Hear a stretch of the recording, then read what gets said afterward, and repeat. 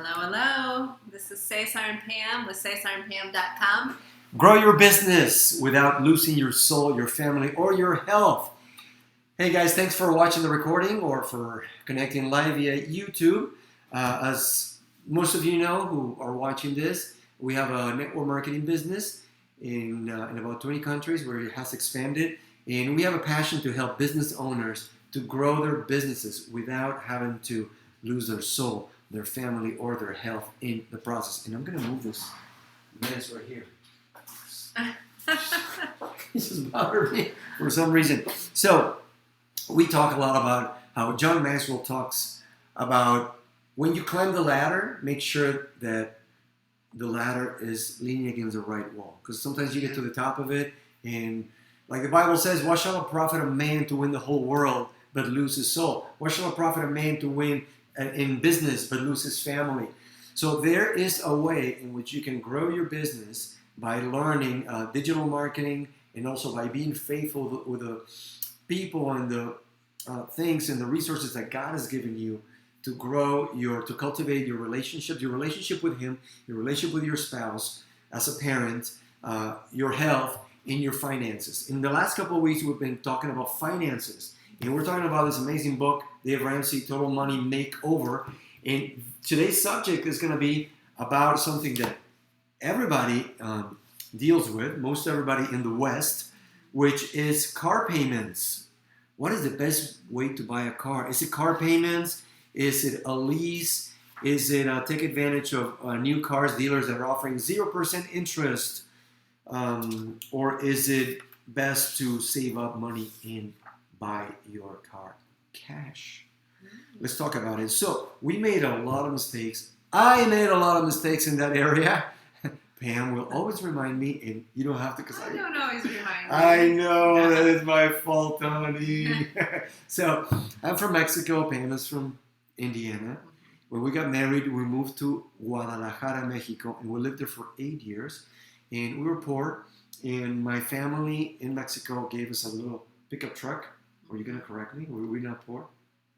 I know. Okay. We were happy. We were happy. We had no debt. Yeah, and your parents were very generous, and they wanted to help us when we got married, and so, gave us that car. But Cesar was very generous and let his friend drive it, who wrecked it.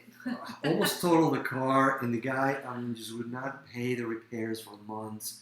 Finally, they repaired the little pickup truck, and we gave it back to my parents. They sold it, and then they gave us a VW Volkswagen, small little Beetle car, and got into a few wrecks in that one. Hey, you rear-ended somebody in that car one time, remember? No. Yeah, you did. So anyway.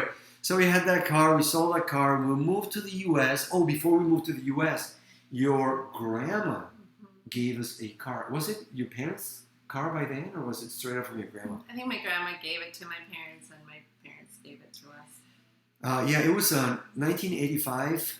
We were going to have another baby. Buick Oldsmobile. Yes, that's right. And they wanted us to have a bigger car. This was back in the 90s when we lived in Mexico. Man, I was in heaven with that car. I felt so happy. It was like, to me, living down there, it was like a luxury car, moving up from a VW to that car. And then we moved back to Texas in 98.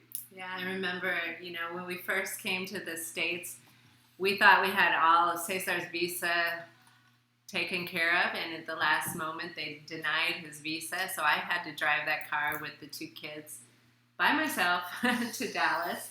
Yeah. And when I got here, thankfully my parents came down to help me get settled. But I went to visit churches, and I remember telling Cesar that, wow, it's different here in the U.S. I said, I parked our car, and I looked around, and it was like all SUVs or minivans, but like nice cars. And I'm not a car person, but I felt that pressure, like, wow, I guess everybody here has more money than we do.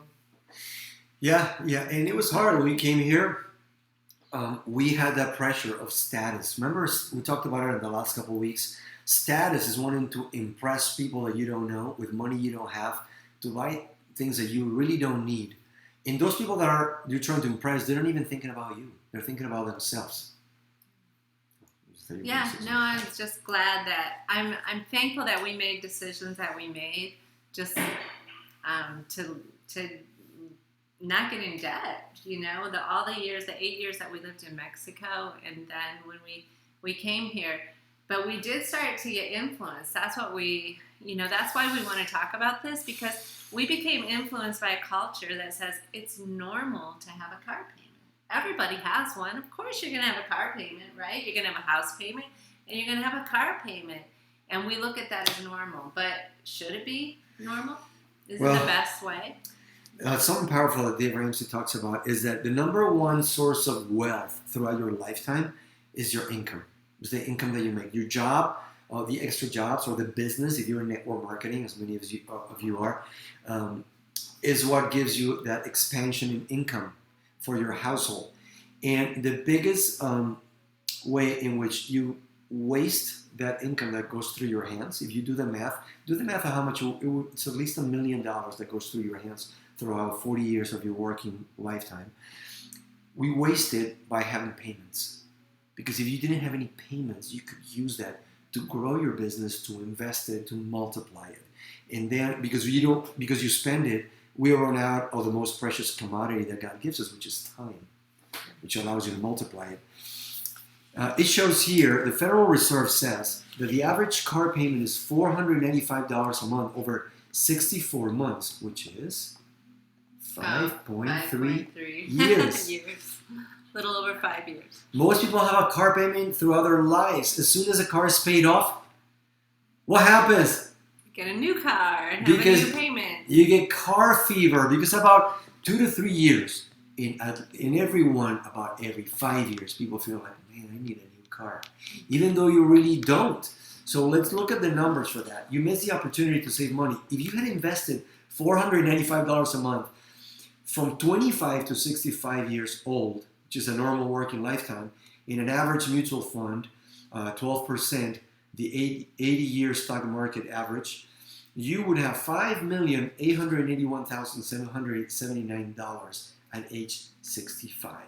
So you're saying that instead of having an average car payment of $495 a month, you save that and invest it. This will be an example of investing at 12%. Wow. Okay. Just $5 million? $5 million, assuming that you make 12%, right? Okay. So some of you might have listened to our last talk when we talked about rent to own. And maybe you were tempted, like myself, to think, oh, that's for dumb, unsophisticated people. Who would do that? But check this out. It's worse to actually have a car payment. If you put $495 a month in a cookie jar for just 10 months, you would have nearly $5,000 for a new car.